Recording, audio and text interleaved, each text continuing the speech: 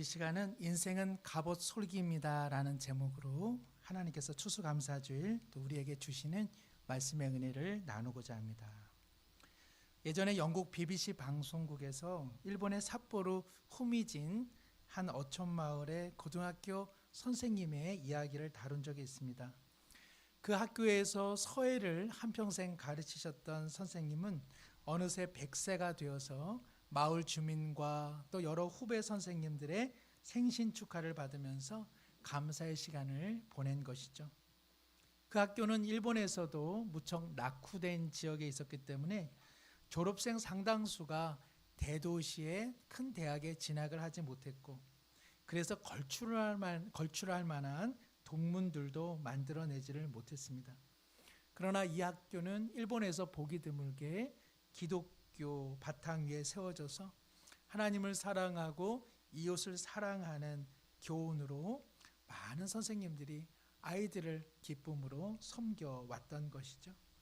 대학 진학에 실패하고 작은 어촌 마을에 살아가는 그 젊은이들, 그들을 선생님은 졸업 이후에도 끊임없이 사랑하고 용기를 북돋아 주었습니다. 조그마한 체구에 곧 쓰러질 듯한 이 100세의 여 선생님도 그런 분 중에 한 분이었죠. BBC 방송국의 기자가 묻습니다. 선생님, 100여 년의 삶을 살아오셨는데 인생을 설명하자면 어떻게 설명하시겠습니까? 하는 질문에 선생님은 흔들리는 손으로 그 서의 붓을 부여잡고 바람풍, 길도, 기도할 기자, 이렇게 세 글자를 적어 내려갔습니다. 무슨 뜻일까요? 바람 부는 인생의 그 모든 길에 하나님 함께 하시기를 기도하며 살아왔습니다. 자신의 삶을 그렇게 고백한 것이죠. 그리고 며칠 후에 이 방송이 끝난 후 이 선생님은 하나님의 부름을 받았습니다. 바람풍, 길도, 그리고 기도할 기자. 바람 많은 우리의 인생, 주께서 함께 하시기를 기도했던 그 모든 날 속에 우리 하나님 함께 해 주신 줄로 믿습니다. 그럼에도 한 해가 뉘엿뉘엿 저물어가는 이때에 언제나 스산한 바람 속에 나 올 한 해 잘 살았나, 내가 소망하는 것 이루어졌나 스스로 고민하게 되는 것이죠. 삶에는 순풍이 많이 붑니까? 역풍이 많이 붑니까? 역풍 속에 우리의 길 잃고 그리고 때로는 찾지 못한 안타까움이 여전합니다. 그러나 역풍으로 우리의 원하던 길에서 이탈했을지라도 그 길 또한 하나님이 함께 하신 길인 줄로 믿습니다. 이것이 우리 모두의 고백이 되는 것이죠. 오늘 추수감사주일을 맞아요. 앞서 감사라는 찬양을 예배 전에 함께 드렸습니다마는 오늘 쉬는 것, 오늘 숨을 쉬는 것 감사, 나를 구원하신 것 감사, 내 뜻대로 안 돼도 주가 인도하신 모든 것 감사합니다. 내가 여기까지 온 것도 은혜입니다. 한 주간 이 가사가 제 마음에 많이 와닿았습니다. 내가 여기까지 온 것도 주의 은혜였습니다. 바람 많은 인생의 길, 하나님께서 함께 하셔서 오늘 우리 여전히 주님을 신뢰하며 여기 와 있는 줄로 믿습니다. 옛날에요, 호랑이가 청자 담배를 피던 시절에 어느 시골에서 농사하며 건실하게 살던 청년이 헛바람이 들었습니다. 농사일 다 때려쳐버리고 나도 한양 가서 장사하면서 큰 목 잡아보리라 싶어 고향을 떠납니다. 고개를 넘어 어느새 밤이 되었는데 어디선가 요상한 도깨비 한 마리가 나왔습니다. 저놈 도깨비 잘만 구슬리면 숨겨놓은 재물도 보석도 얻겠다 싶어가지고 밤새도록 도깨비와 한판 씨름을 하게 된 것이죠. 서로 힘이 만만치 않아 어느덧 새벽이 다가왔는데 도깨비가 빛을 무서워하니 도망가기 시작합니다. 이 청년은 도깨비를 잡지 못한 것이 영 서운해서 안타까워하는데 그 밝아오는 해를 통해서 옆에 웬 쌀이 빗자루 하나가 댕그라니 놓여 있는 것을 발견한 것이죠. 밤새 동안 끙끙대면서 부여잡았던 그 씨름했던 것이 알고 보니까 어떤 사람이 그저 버리고 간 쌀이 빗자루에 불과했던 것입니다. 이 청년은 그것을 모르고 그 어둠과 무지 속에서 밤새 이 복의 근원은 이 쌀이 빗자루야 하면서 부여잡고 인생을 살았던 것이죠. 이 청년의 이야기는 우리로서는 참 우습다, 참 어리석다 싶으면서도 하나님의 은총의 빛이 우리 가운데 비추어 주지 않았었다면 우리 모두도 세상 한평생 아무 쓰잘데없는 쌀이 빗자루 몇 가닥을 붙잡고 살아온 인생은 아니었겠습니까? 그러나 하나님께서 우리로 하여금 하나님을 아는 빛을 우리 마음에 비추어 주셔서 우리는 삶이 무엇인지를 조금 알고, 그리고 인생은 그렇게 살아서는 안 돼라고 하는 새로운 차원에 들어서 있는 것입니다.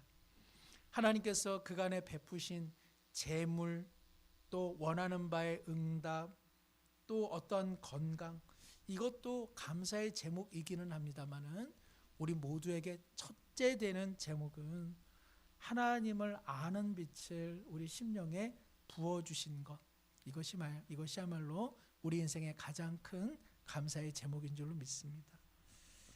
우리 인생은요, 저마다 다 한 편의 소설을 쓰고 있습니다. 저는 가끔 가다가 우리 어르신들 외람됩니다마는 언젠가는 떠나시잖아요. 그래서 그 전에 자기 이야기들을 다 좀 적어내 주시면 어떨까, 그런 생각을 조금 합니다. 그 안에는 하나님과 누린 신앙, 어떤 때 가장 힘들었으나 그러나 그 순간 하나님이 어떻게 도우셨는가, 우리 모두에게는 신앙의 귀감이 되겠다, 그런 생각을 하게 되는 것이죠. 어떤 사람은 저마다의 삶을 책으로 쓴다면 작은 분량이라도 감동과 깊은 여운을 주는 인생이 있을 것입니다만은, 어떤 인생은 별거 없는 내용을 종이가 아깝다, 환경 오염의 주범은 저 사람이구만, 아무 감흥도 주지 못하고 아무 감격도 주지 못하는 그러한 인생을 사는 이들도 있지 않겠습니까? 우리 인생은 하나님 앞에 다 기록되어 있다고 성경은 말씀하고 있습니다. 요한계시록 20장 12절입니다. 또 내가 보니 죽은 자들이 큰 자나 작은 자나 그 보좌 앞에 서 있는데 책들이 펴 있고 또 다른 책이 펴져 있으니 곧 생명책이라. 죽은 자들이 자기 행위를 따라 책들에 기록된 대로 심판을 받으니. 하나님 앞에요, 책이요 덮어져 있지 않고 펴져 있답니다. 그리고 그 책은 두 권의 책입니다. 하나는 생명의 책이요, 하나는 우리의 악한 행실과 허영과 허세의 책입니다. 그 두 권의 책을 하나님께서는 계속적으로 보고 계시다는 것이죠. 참으로 두려운 일입니다. 오늘 성경에는 이스라엘의 북쪽 왕 아합이 전쟁에 참전하고 그가 어떻게 죽었는지를 기록하고 있습니다. 아합은 아람이라고 하는 나라의 영토 일부를 빼앗겨 그것을 되찾고자 이스라엘의 남쪽 왕인 여호사밧에게 연합군을 조직하자고 제안을 하게 됩니다. 북왕국을 통치하는 아합이 이 전쟁을 수행할 때 상당히 그의 마음을 언짢게 하는 두 가지 이야기를 들었습니다. 하나는 북이스라엘의 신실한 선지자 미가야가 왕께서 이 전쟁에 출정하시면 하나님께서 보란 듯이 당신을 심판할 겁니다. 당신도 알거니와 당신의 악행에 대해 하나님께서 이번 전쟁을 통해 당신을 심판합니다. 두 번째는 적국인 아람의 왕이 32명의 지휘관들에게 너희들은 이 전쟁을 수행함에 있어서 다른 자와는 싸우지 말고 오직 아합의 목만 노려라. 이 전쟁의 승패는 아합의 목숨에 달려있다. 그만 잡으면 된다라는 첩보였습니다. 이를 통해서 아합이 생각하기로 내가 일개 병사로 변장만 할 수 있다면, 그래서 그 누구도 나를 알아채리지 못한다면 이 전쟁의 승산은 오히려 우리 가운데 있겠구나 하는 생각을 갖게 된 것이죠. 마침 잘 된 것이 여호사밧이 있지 않습니까? 그래서 그에게 말합니다. 여호사밧이요, 왕으로서 우리 모두 왕복을 입고 이 전쟁에 출정합시다. 그래 놓고 자신은 왕복을 벗고 갑옷만 입고 전쟁에 나서는 이런 사특함을 보인 것이죠. 이런 사특함은 제 속에도 있습니다. 그래서 저희 처에게 당신 요즘 옷이 없는 것 같은데 애들도 영 추운 것 같아 라고 하면 저희 처가 왜 당신 옷 살라고? 그래서 사특한 저보다 더 사특한 게 저희 아내입니다. 이제 전쟁이 일어납니다. 공방전 속에 아람 왕이 지휘관 32명에게 오직 아합만 찾아 죽이라고 명할 때에 이 32명의 지휘관이 왕복을 입고 있는 여호사밧을 발견하게 된 것이죠. 그러나 이내 이것은 북이스라엘의 왕이 아니라 그저 남유다의 왕인 것을 알아채고 말머리를 돌려 이곳저곳 아합을 찾고자 합니다. 그러나 전쟁에 익숙한 지휘관들이라 할지라도 왕이 왕복을 벗고 병사처럼 행동하리라고는 전혀 예측을 못한 것이죠. 예전에 그 윌리를 찾아보라고 하는 책이 있습니다. 그 윌리라고 하는 한 20, 30대 정도의 이렇게 청년을 그림책에서 찾아내는 것인데요. 붉은 실뭉텅이가 달린 흰색과 붉은색의 모자를 뒤집어 써 있고 그리고 안경을 쓰고 있습니다.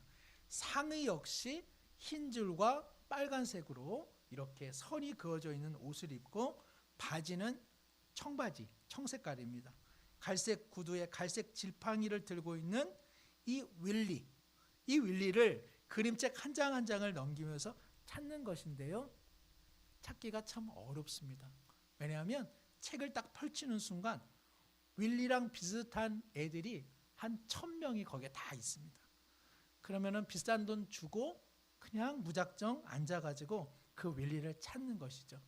하다 보면 내가 왜 이 짓을 하고 있나 싶다가도 머리는 좋아지겠구나, 치매는 예방되겠구나 하는 생각을 가질 수가 있습니다.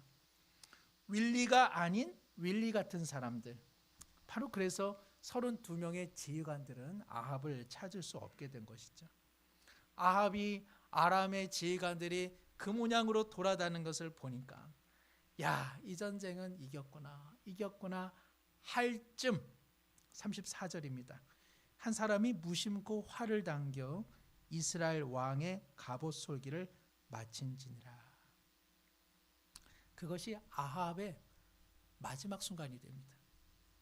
전쟁은 승리할 것이며 나는 이제 백성의 환호 속에 나는 도성으로 돌아갈 것이고 내일 아침부터는 내 무엇을 좀 해볼까라는 생각을 할 때 32명의 지휘관도 아니고 성경에 이름조차 호명되지 않은 무명의 한 병사가 아이고 내가 왜 이 전쟁에 끌려 나와가지고 아이고 빨리 그냥 우리 엄니 보고 싶다, 빨리 돌아가고 싶어, 아이고 나는 살아서 돌아갈까 하며 무심코 활을 당겼는데 그 화살 하나가 산을 넘고 물을 건너 하필이면 그 무수한 병사 중에 누구를? 아합을 향해, 그리고 아합의 갑옷 솔기에 적중하여서 그의 살을 파고들었다고 성경은 말씀하고 있는 것입니다. 갑옷 솔기가 무엇이죠? 가죽이나 금속으로 갑옷을 만들 때 이것을 통으로 만들면 전쟁을 수행하기가 불편하니까 부분 조각을 내는 것이죠. 그리고 부분 조각 낸 것을 이제 잇기 시작합니다. 그 이음새. 그래서 어쩔 수 없이 약간의 살이 도출되어 있는 바로 그 부분, 그것이 갑옷 솔기 아닙니까? 갑옷은 어마어마하게 안전하지만 갑옷 솔기는 취약성을 가지고 있는 것이죠. 그러니 아합을 누군가 제거하려 한다면 아합을 찾아내야 되고 그리고 아합의 갑옷 솔기의 살갗을 겨눠야 하지만 그럴 수 있는 확률이 대체 어디에 있겠습니까? 아합은 그것을 알았습니다. 내 비록 왕복을 벗어도 내가 이 갑옷만 입고 있으면 내 생명과 인생은 보호받으리라고 하는 확신이 그에게 있었던 것이죠. 사랑하는 성도 여러분, 아합의 인생과는 갑옷입니다. 내가 이 갑옷만 있으면 나는 승리한다. 내가 이 갑옷만 갖춰 입으면 나는 나의 인생을 내가 원하는 만큼 원하는 대로 살 수 있다고 생각한 것이죠. 그는 승리를 생각했습니다. 그리고 그는 내일 아침 먹을 브런치를 아마도 생각했을 것입니다. 그렇게 빙그레 웃을 때에 그 빙그레 웃는 그 얼굴이 그 인생의 마지막 모습이 되고 말았습니다. 인생은 갑옷이 아니라 갑옷 솔기입니다. 우리 인생은 언제든 무너지고 그리고 허물어지는 인생입니다. 우리는 우리 스스로가 무언가를 만들고 무언가를 이루면 우리의 삶이 지탱되리라고 여기지만 우리가 아무리 애를 써도 인생은 한순간 무너지는 것이며 한순간 사라지는 것입니다. 하나님은 우리가 만들어내는 번쩍번쩍거리는 갑옷을 전혀 눈여겨보지 않으십니다. 하나님은 갑옷 솔기를 언제나 보고 계십니다. 우리의 그 어떤 것으로도 메꿀 수 없고 가릴 수 없는 인생의 연약함과 취약성, 그 갑옷 솔기를 보고 계시는 것이죠. 우리는 이를 모른 채 자신만만하게 살아갑니다.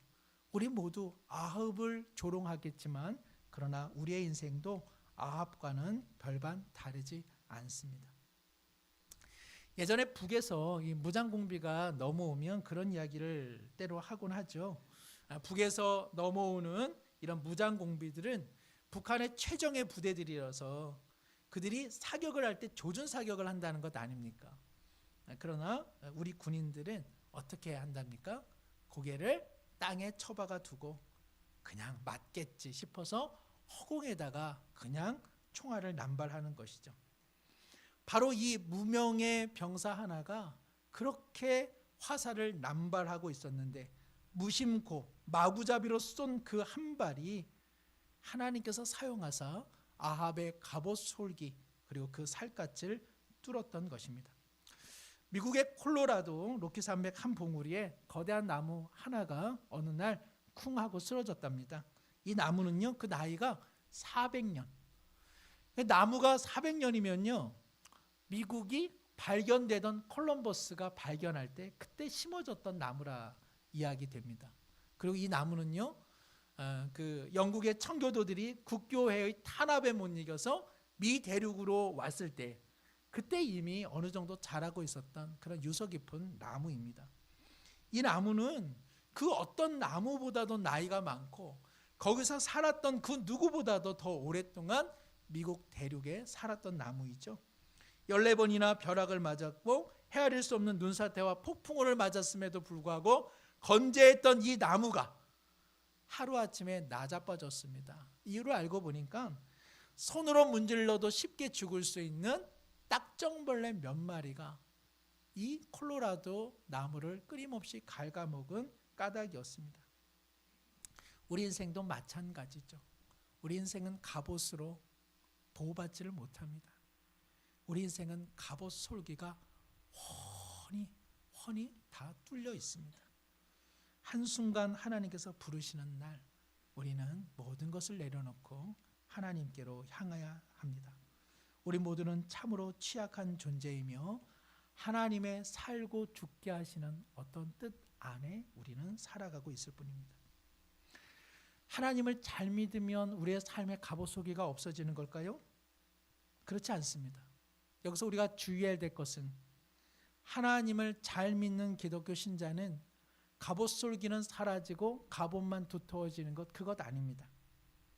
하나님을 잘 믿는다는 것은 인생이 갑옷 솔기라고 하는 것을 철저히 깨닫는 것입니다.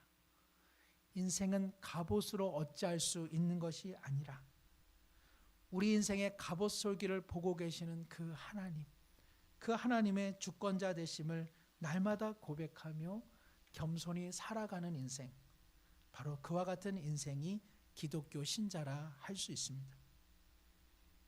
우리가 잘 아는 통일 이스라엘의 위대한 왕 다윗은 이 사실을 알고 있었습니다. 그는 어두웠으나 화려했고 고통스러우나 또한 영광스러운 인생을 살았습니다. 그 무수한 삶의 시간 속에서 다윗이 깨달은 것은 인생은 왕복도 아니고 갑옷도 아니고 그저 갑옷 솔기에 불과하다는 것을 그는 철저히 깨달았습니다. 그가 지은 시편 39편 4절 이하의 말씀을 제가 읽습니다. 여호와여, 나의 종말과 연한이 언제까지인지 알게 하사 내가 나의 연약함을 알게 하소서. 주께서 나의 날을 한 뼘 길이만큼 되게 하심에 나의 일생이 주 앞에 없는 것 같사오니 사람은 그가 든든히 서 있는 때에도 진실로 모두가 허사뿐이니이다. 진실로 각 사람은 그림자같이 다니고 헛된 일로 소란하며 재물을 쌓으나 누가 거둘는지 알지 못하나이다. 주여, 이제 내가 무엇을 바라리요? 나의 소망은 주께 있나이다. 다윗은 자신의 인생에 구가한 갑옷에 마음을 두지 않기로 결정합니다. 그리고 그는 나의 연한과 나의 종말이 하나님께 있음을 기억하게 하소서. 그는 자신의 인생이 그저 손바닥 한 뼘에 불과한 인생이라 고백합니다. 그리고 인생은 그림자 같다라고 이야기합니다. 우리는 서울 시민, 우리는 이 강북구에 무수한 사람들이 살고 있지만 우리는 그저 몇 사람을 알 뿐, 그리고 그 모든 인생은 다 그림자로 여기지 않습니까? 그리고 다윗은 인생은 소란할 뿐, 그것이 다 헛된 일에 분주히 시간과 그리고 세월을 낭비했다라고 고백하고 있습니다. 다윗은 어린 시절 어떤 면에서는 지금 아합에게 화살을 쏘았던 무명의 병사와도 같은 위치에 있었습니다. 그가 소년이었을 때에 그는 블레셋의 오만한 골리앗과 마주하지 않았습니까? 골리앗의 유일한 약점이 하나 있었다면 그것은 그의 갑옷과 투구 사이에 이마, 손바닥 한 뼘도 되지 않을 바로 그 이마만이 그의 유일한 약점이었습니다. 소년 다윗이 뭘 그렇게 물맷돌을 잘 던져서 그 이마를 명중시킬 수 있었겠습니까? 화는 치밀어 오르고 할 수 있는 것은 돌멩이라 그가 던졌습니다. 그런데 하나님께서는 골리앗의 그 이마에 명중시킴으로써 그를 땅에 떨어지게 하셨습니다. 다윗은 이러한 시간들을 통해 한 가지 깨달았던 것, 인생은 갑옷도 아니고 왕복도 아니고 투구도 아닌 오직 갑옷 솔기임을 그는 절절히 깨달았던 것입니다. 사랑하는 성도 여러분, 추수감사주의를 맞이하는 이때에 우리는 우리의 인생을 갑옷으로 생각해 왔습니까? 아니면 갑옷 솔기라는 연약함을 고백하며 살아왔습니까? 우리의 감사의 고백과 달리 우리의 삶의 모습은 내 갑옷 손상될까 봐, 내 갑옷 누가 알아주지 못하는 것으로 인해 서운한 마음에 그저 갑옷만 소중히 여기며 살아온 인생은 아닙니까? 앞으로도 갑옷을 모을 생각으로, 그리고 어떻게 모은 갑옷인데 나를 무시하느냐 이야기하며 삶을 살아가고 있지는 않습니까? 더 나은 갑옷, 더 많은 갑옷, 더 튼튼한 갑옷을 준비하려는데 우리의 시간과 마음을 다 쏟아내고 있지는 않습니까? 신앙은 갑옷을 두텁게 하는 것이 아니라 인생이 갑옷 솔기임을 하나님 앞에 고백하는 것입니다. 온통 갑옷에, 온통 내 목표, 내 유익, 내 편리, 내 성공, 내 허영과 내 허세에 마음을 두며 살아간다면 그것은 신앙의 모습은 아닐 것입니다. 하나님은 우리의 갑옷에 전혀 관심이 없습니다. 그저 갑옷 솔기 같은 우리의 인생을 자고하며 뜻없이 사는 것으로 하나님께서는 가슴 아파하지 않으시겠습니까? 말씀을 맺습니다. 우리 시대의 앞선 경건한 기독인이었던 문학인 김현승 시인은 그의 시, 감사하는 마음 끝부분에서 이렇게 노래합니다. 감사하는 마음, 그것은 곧 아는 마음이다. 내가 누구인가를, 그리고 주인이 누구인가를 깊이 아는 마음이다. 우리 인생의 주인이 하나님이심을 깊이 아는 마음, 그것이야말로 감사하는 마음이라고 시인은 노래합니다. 비바람 많은 무수한 인생길에서 우리는 갑옷으로 우리의 삶을 보호하려 하였으나 하나님은 그거 아니야. 내가 너의 삶의 주인이잖아. 그 마음 하나 아는 것으로 우리에게 은혜를 비추어 주고 계십니다. 사랑하는 성도 여러분, 우리 모두 얼마나 취약한 존재입니까?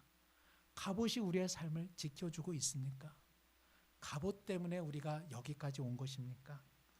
우리는 다 무너지는 인생인데 그 갑옷 솔기에 하나님의 은혜가 비추어져 오늘도 여기까지 하나님께서 인도해 주신 줄로 믿습니다.